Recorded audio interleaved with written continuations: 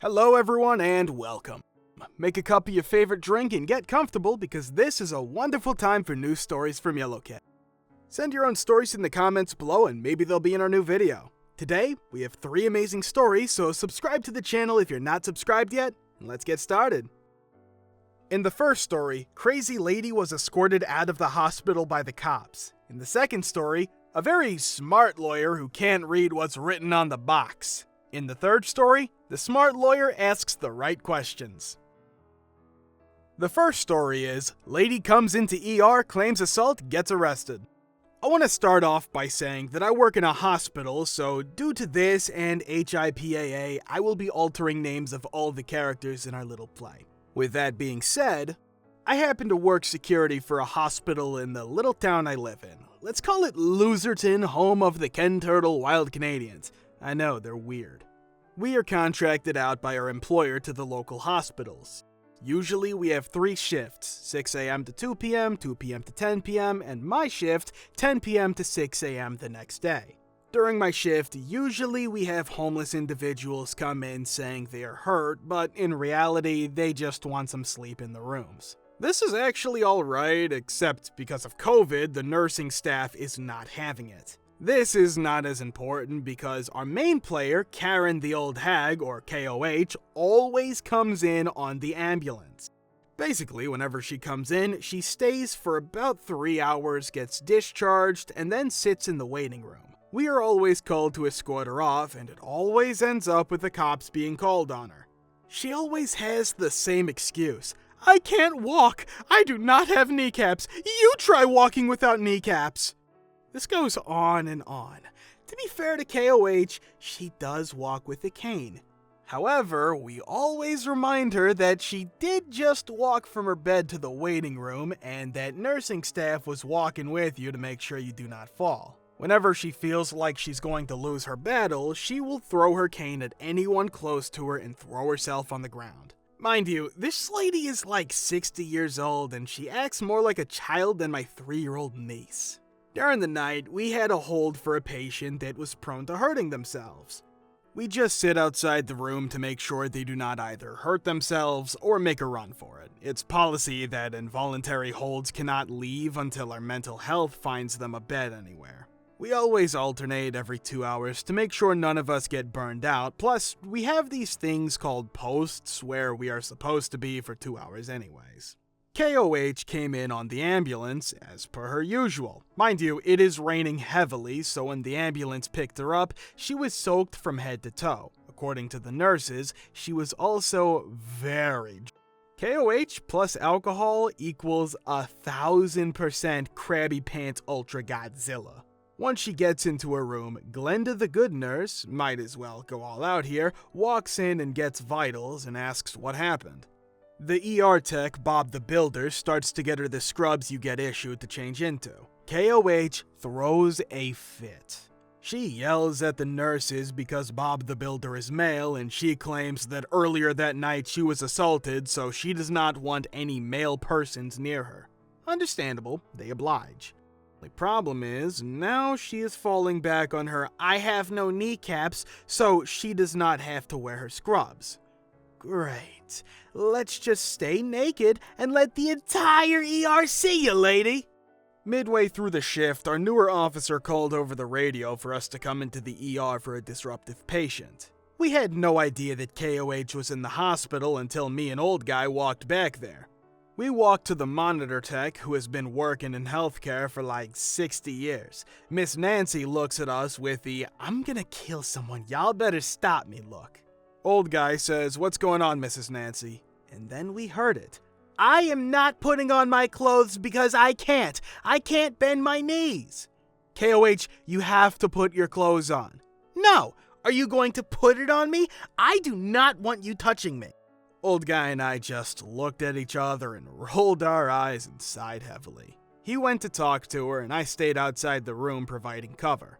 I talked to the nurses and found out what had happened. I thought nothing of it, so I waited until Old Guy was done talking to her. Once he was done, Mrs. Nancy wanted us to walk around the ER every 30 minutes or so.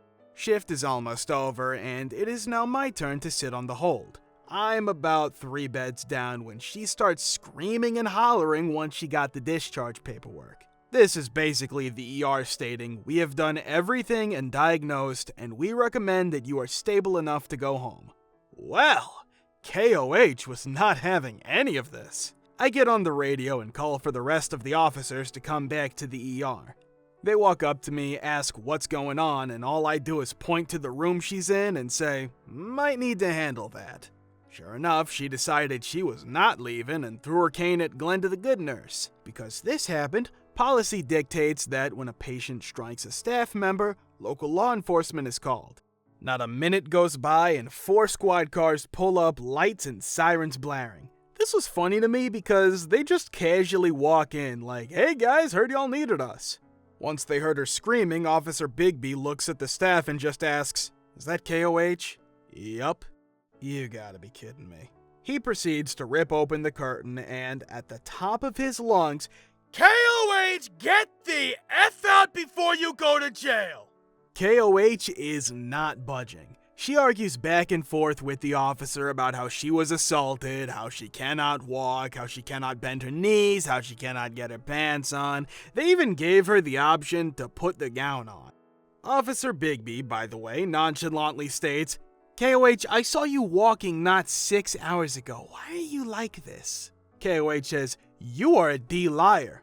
Fun fact, you can call cops a lot of different things. I know because I used to be a deputy in the other K-state. Pig, D, bad C-word, coward, we can take it in stride. But you do not call us liars and think you're about to win an argument. So, you're telling me that my body camera, the dash cam, and the rear dash on my patrol vehicle are lying? No, that is not what I'm saying. I am saying you are a liar. She was told that she has been discharged, and if she refused to leave, she would be charged with trespassing and disorderly conduct. It took all of 30 seconds for all 4 officers to go into that room and handcuff her and place that gown on her body for transport. They threw all her belongings into bags and she was escorted outside. Old guy came and relieved me from my post, and as I walked by the ambulance entrance doors, I could see the cops laughing and talking about their next post while she was in the back of the squad car with her head down, mouthing to herself. Honestly, as many times as we have to deal with her, it is nice when she leaves. Gets really silent at night, and that's the way we like it. Found out later the next shift she was going to be released in 48 hours, but they are working on a warrant for repeated trespassing and harassment of hospital employees. And of all the excuses she could have come up with, you don't have kneecaps. How does that even work? What, do you just have really long femurs or something? The second story is when you are smarter than a lawyer but only work retail. The setup. I have worked almost 23 years for an American retail giant that has both Mart and Wall in its name. I've had several jobs within this company, of which one was customer service manager over 10 years. This particular incident happened while in that role of CSM. Several years ago, I had a very entitled customer, let's call him Smart Guy, who tried to return a used air mattress. Smart Guy wanted his money back because the mattress would no longer hold air. Anyone who buys an air mattress should realize that they should only be used temporarily and that they are not built to withstand constant use. The air mattress in question had, by the looks of it, been in use for quite some time, quite dirty and worn to bits. To be fair, Smart Guy kept his receipt, but policy on air mattresses was exchange only once opened. My company actually posted signs over the product saying this. The boxes that the product came in actually had the words "Do not return to store" along with manufacturer phone number below that. Now, having explained that, my cashier offered an exchange as per policy. Here is where the entitled Smart Guy loses his mind screaming at my cashier. What follows is the conversation I had to the best of my memory. Me: "Sir, is there a problem?" Smart Guy: "Your stupid employee won't give me my money back." Me: "I see. Were you offered an exchange?" Smart Guy: "I want my money back. I know the law."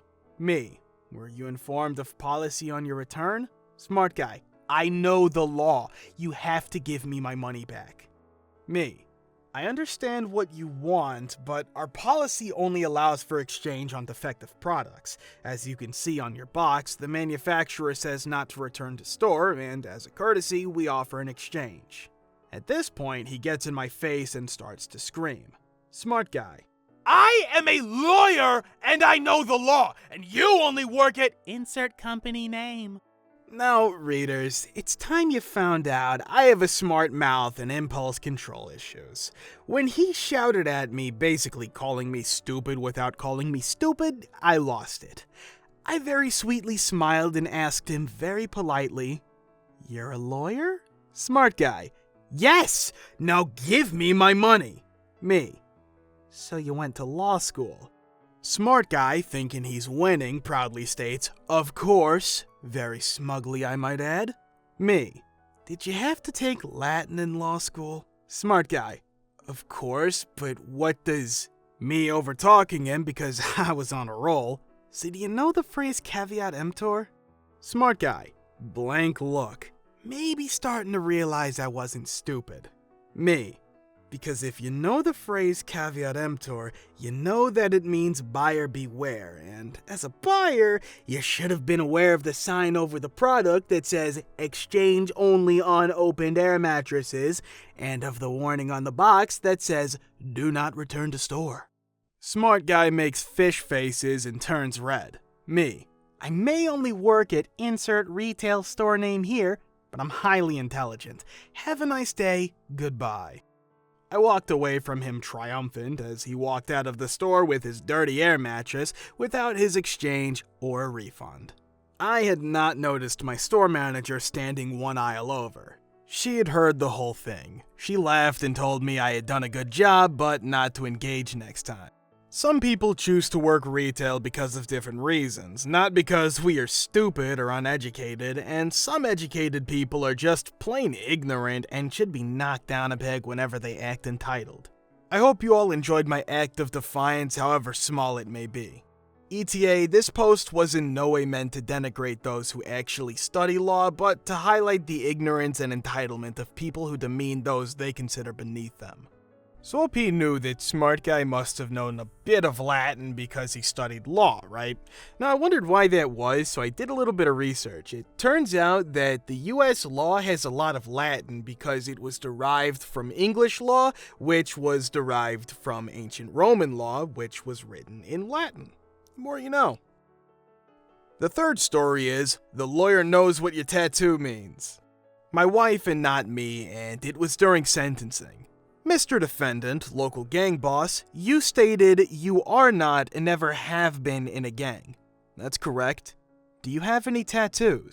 Yeah, I have a tiger on my calf and one on my chest that says GD for life. What does GD stand for? Gangster Disciples. But I mean, no further questions, Your Honor. Gang tattoos have to be one of the dumbest ways to show which gang you're with. Because you can wear their colors and just say that you like the style. Gang signs, it's something that you quickly do. But a gang tattoo, you're stuck with that. You're not getting rid of that. And as soon as they see that, they know who you're with. I mean, good for rep, terrible if you're getting locked up. If you want my advice, here's what you should do. Just don't join a gang. Don't join a gang at all. Just don't be a part of any gangs. That's a terrible idea. Guys, thank you for all the support and likes. Subscribe to the channel if you're not subscribed yet. See you next time.